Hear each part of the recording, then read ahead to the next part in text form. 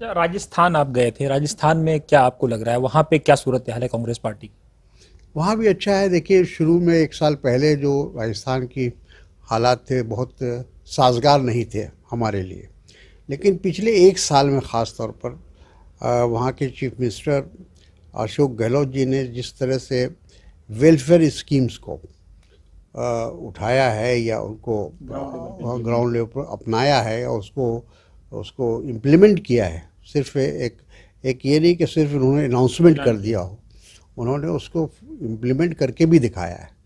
ख़ास कर तौर पर हेल्थ के सेक्टर में, महिलाओं के सेक्टर में और अनएम्प्लॉयमेंट को भी लेके और ऐसी तमाम चीज़ों को जो कर सकते थे।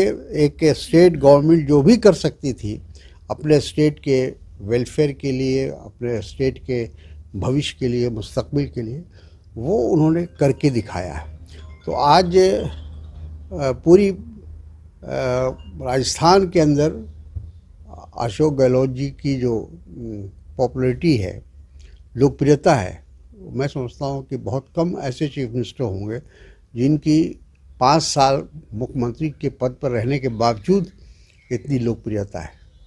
और लोगों को अभी ये विश्वास है, यकीन है कि अगर उनको दूसरा मौका मिलेगा तो और ज़्यादा राजस्थान का विकास होगा, तरक्की होगी और वहाँ के लोगों की भलाई होगी। एक आखिरी सवाल, मीडिया में कुछ ऐसी खबरें भी आई पायलट साहब और गहलोत साहब को लेकर के कि राहुल जी को मोर्चा संभालना पड़ा इस सबको पैचअप कराने के लिए। आपको क्या लगता है कि इससे कांग्रेस पार्टी को कितना फ़ायदा होगा?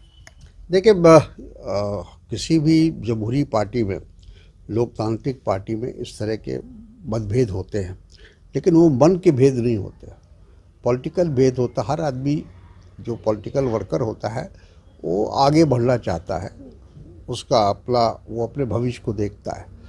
तो राजस्थान में भी सचिन पायलट हालांकि बहुत नौजवान हैं, अभी उनका पूरा मुस्तकबिल है आने वाले दिनों में।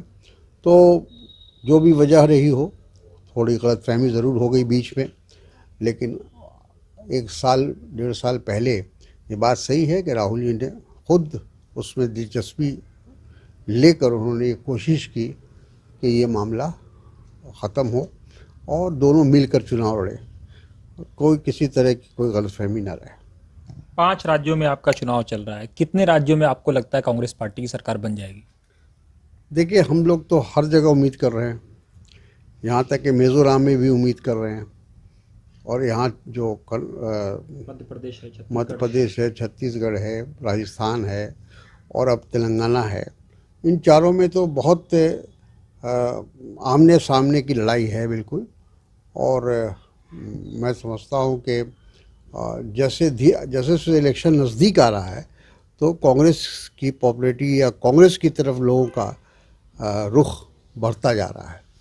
और कोई इसमें कोई ये कहा जाए कि